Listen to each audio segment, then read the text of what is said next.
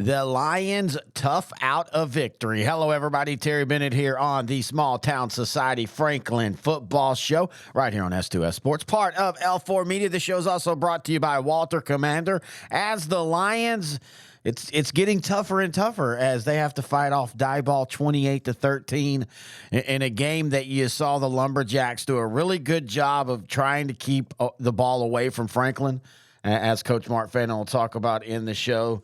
Franklin didn't have the ball much, but when you're Franklin, you find ways, and that's with a blocked field goal return for a touchdown, a defensive touchdown, and 35 wins and counting. But, boy, it's going to be another tough one this week. Dare I say Franklin might be the underdog against a very physical, very athletic Jasper team. And Coach Mark Fannin will be talking, of course, about the win against Diboll and the matchup against Jasper here in just a few minutes. But first, we want to thank our sponsor, and that, of course, is Small Town Society. You can find them online at shopsmalltownsociety.com. If you're right there in Franklin, you can find them at the Messy Nest Studio and Event Venue. That's located at 204 Alley Street in Franklin.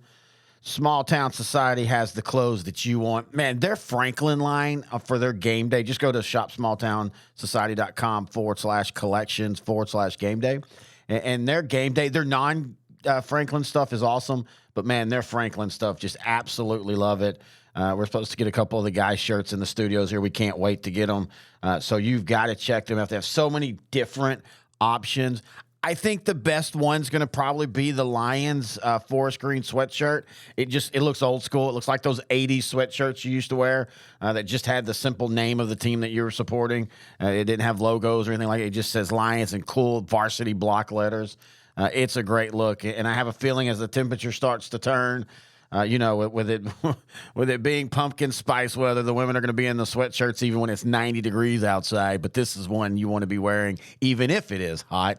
So check that out. And they have more than just game day. They have inspirational. They have holiday. They have hats and accessories. They have the state of Texas.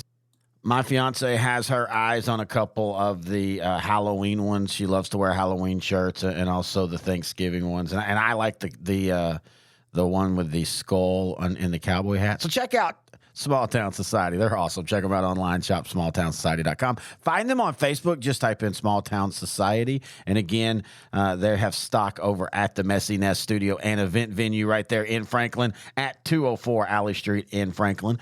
Also, again, want to thank Walter Commander. He made the first couple episodes possible as we looked for funding to be able to continue this. He's been a longtime friend of Sideline to Sideline and of the shows. We love what Walter does, and we love the feedback he gives us, and we also love going to watch Franklin football with Walter. That's just one of the best experiences I've had at high school football, going down to watch Franklin last year at home. It was the first time I got to see them at home. I'd always seen them on the road and in the playoffs, but that was an absolute great experience, and Walter was a part of that. And again, we thank him for helping to get this show up on its feet and running. All right, we're going to take a break. When we come back, it's the head coach of the Franklin Lions, Coach Mark Fannin, to talk the Diboll win and to also talk the Jasper matchup right here on Small Town Society Franklin Football Show on S2S Sports, part of L4 Media. Are you an athletic director or coach looking to make your locker room pop, looking to refresh your look, looking to redo your brand? Well, check out SI Design and Printing. They're going to transform your sports organization, athletic facilities into what you're looking for by enhancing the student-athlete experience, boasting the brand, and honoring your past. They do that with banners, backlit signage, locker graphics, window graphics, fence mesh graphic designs, and so much more. If you need a refresh, SI Design is going to help you do that. Check them out online, sidesign.net. And hey, if you're a parent or a grandparent, they've got something for you as well, as SI Design is the leading provider of custom sports prints. They offer a variety of products, including posters, banners, canvases, and more. All you have to do is upload your high-quality studio or action shot, and SI Design will create the memory for you. For more information, all you have to do is go to their website, sidesign.net/sports prints, and you'll get all the information that you need. You can also find them on Facebook. Just type in SI Design and Printing. Give them a call, 254-405-9492, or you can email them, info@sidesign.net, and tell Kyle that Sideline to Sideline sent Terry Bennett back here on Small Town Society Franklin Football Show. Now joined by the head coach of the Lions, Coach Mark Fannin. And Coach, once again, congratulations. Win against Diboll. We tried to tell everybody last week that this was going to be a tough game, and it surely was. It was. Diboll is a pretty talented football team, and like I said last week, every time we play Diboll, it's a battle, and that's why I like scheduling those guys. You figure out pretty quick how tough your kids are, and you're battle tested after playing those guys for sure. Well, and this is one of those games where you look up and you go, hey, 28 points, but this was your defense and your special teams getting you on the board early. Diboll did a good job of kind of keeping you off the field offensively. Yeah, we only had 35, 36 snaps, I think, on offense, which is very unusual for us. Our defense was on the field probably 75% of the time, and I couldn't be more proud of those guys. Defensively, we had a great game. Our kids were flying around, getting to the football as quick as they can, and playing great defense. And for them being on the field as much as they were, I was worried about them getting tired and worn out. But shoot, man, they were getting after it from the first whistle to the last whistle, and I was proud of how they played and how they executed. Well, you actually, and also our special teams. Yes, our special teams come up big with the touchdown. So like you said, you win 2 out of the 3 phases: special teams, offense, defense. You're usually going to end up winning a football game, and I think our defense played well, and our special teams played well also. You actually brought up that just getting a lot of snaps early on in the season. We've talked about the heat; it was still hot last Friday, and I know you'd have been worried if I'd have told you going into the game, hey, your defense is going to play 80% of the snaps just because of depth and being tired. But you said it best; they answered that bell. They did, and they were on there, like I said, a lot on Friday night, and played a lot of snaps. And I felt good about how, we weren't cramping on the field or anything. I felt good that we're in pretty good condition-wise because it was hot Friday night. Now, a windstorm or something blew in the middle of their game where winds just kind of kicked up and kind of cooled down a little bit, but I was proud of their effort and the way they played. Well, and you and I were talking before we started recording. All jokes aside, this week it's supposed to be cooler, still humid. There's a legitimate difference, though, when it's 100 degrees at kickoff and 91 at kickoff. It is. And, I never usually in years past when it's 94 degrees outside, you're still miserable, but right now, since it's been so hot, yesterday in practice, it was 94 degrees, and we're bouncing around like a blue northern come in, I mean, it's just a total different atmosphere, and the kids are flying around, and they're a little bit more, got a little more bounce in their step, and the coaches are, has a little bit more energy with this cooler weather, and I can't imagine when the first real northern comes in, what it's going to be like. I can't wait for that, but it's just a different. It's definitely a different type of practice. Even this week, at being low 90s, mid 90s. So we've had a couple good practices so far, and the energy's well, and the energy's good, and I've been proud of them. Offensively, you talked about y'all didn't get a lot of snaps. You still had some solid stats. Still had a couple of touchdowns. Is it frustrating though when you play all these teams and they're trying to do different things to go against your offense? And usually one of the first one is try to keep the ball away from you. We saw that last year with Anahuac in the playoffs. How do you keep your guys from getting frustrated in games like this? Yeah, and Diboll had a great game plan. They did. They executed well on all defensively, and it's just. It's just constant reminders to these guys. We're going to get, it's one snap at a time, and we're going to get another chance, and just keep going out there, and you got to make the best of it when you get out there. One of the series we went out there and had a turnover again, and gave the ball right back to them, and our defense had to run right back on the field. But we definitely got to take care of that, especially when we're limited on the offensive side. Those turnovers can haunt you, and So we it's just constant reminders throughout the game of, we're going to get our chance. You're going to get another chance out there, and you got to execute when you're out there. All right. Well, you move on now. You're going to take on Jasper, a team that you and I have talked about, kind of remind you a little bit of Diboll, a 9-4A team. Now, they lost last week to a Legacy School of Sports Sciences. They only played that game because their opening game had gotten canceled against Newton. Looking at that film, I know Jasper lost, but, man, this Jasper team is really good because that Legacy team is a lot better than anybody even knows about. Yeah, I didn't know much about the Legacy team. Legacy of Sports Science. I've never even heard of them until I got this film on them. They're a talented football team. They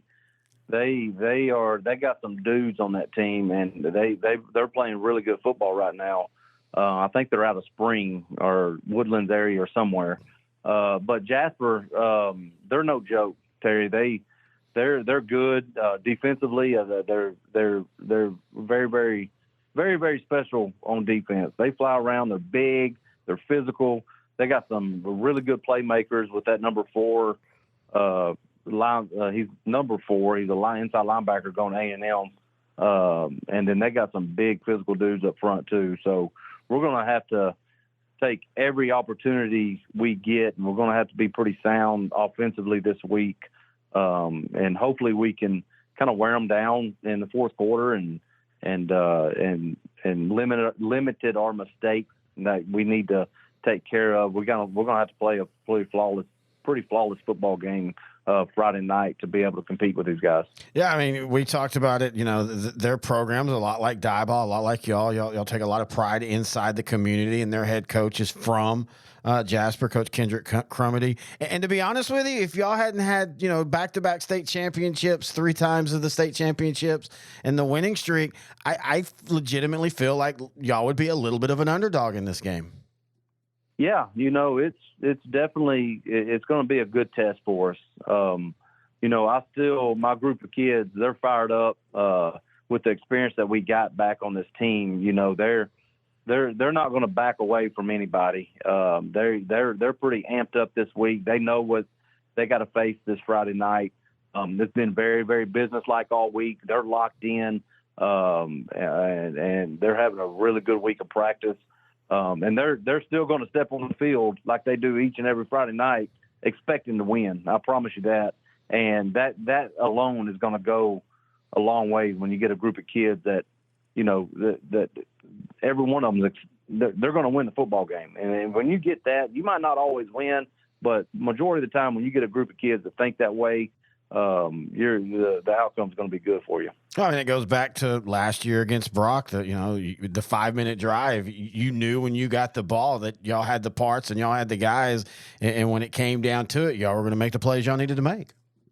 Yep, and even in the Brock game and in the Columbus game last year, we had to make a long drive there, being behind in the fourth quarter. We get the ball back, and these kids have been in tough games, and they know what it takes to win. It's just us going out there and executing and taking care of the little things and playing Franklin football. We got some things we're working on that definitely needs to be fixed right now. We got to limit our penalties, some unnecessary penalties that I think I talk to you about each and every week. But we got really good football teams are going to take advantage of that, and we got to limit that. And our turnovers, we got to make sure we're just playing sound football and Franklin football. And if we can put it all together this week, I think it should be a great game. Here at L4 Media, we talk high school football, 4A, 3A, and 2A in Texas. We talk East Texas sports. We talk NFL, guy talk, movie and booze. We also talk wrestling and so much more. And you can see it all on our YouTube channel at L4 Media Company. Like and subscribe. As always, we want to thank the head coach of the Lions, Coach Mark Fannin, for joining us. And it's weird, I legitimately think Franklin's an underdog in this game. That makes it odd, especially to be at home. But, I mean, I think Jasper's a legit team. And don't look at that loss last week. That Legacy Sports Science, that's a big private school. or something like, I can't remember if it's private school or charter school. Or charter school, not unchartered. But they have a lot of GoDaddies on there. Coach Fan and I were talking about that before we recorded, and trying to game plan for Jasper, and what the other team was doing kept jumping out. So I wouldn't pay attention to that. And Jasper seemed to have that game won. They were driving in for the game-winning touchdown, wasn't able to do it. But Jasper's for real, and this is going to be a battle. And I'm curious to see how Franklin plays as the underdog, how slight that may be, because I guess, the Brock game was a 50-50, but I still think most people thought Franklin might win. I think if you polled out, it was probably 60-40 Franklin. So it'll be interesting to see what happens this week. It's going to be a fun one. And if we weren't going to be at the Brock Gunner game, we definitely would have been there. But as Grant says on our 3A show, which you can hear each and every week, Sideline to Sideline, Talking 3A, Small Town Society is a sponsor of that as well. S2S Grant and Terry.com. You can also find us on YouTube at L4 Media Company. But, as we were talking about on that show, we kind of were looking forward to Franklin Lorena. We try to bounce around as much as we can across the state, and that Lorena-Franklin game, man, that's going to be one we kind of want to save for when we see Franklin in the regular season, but we got a few weeks there. All right, that's going to do it for this week. We'll talk the Jasper game next week right here on Small Town Society Franklin Football Show on the S2S Sports, part of L4 Media.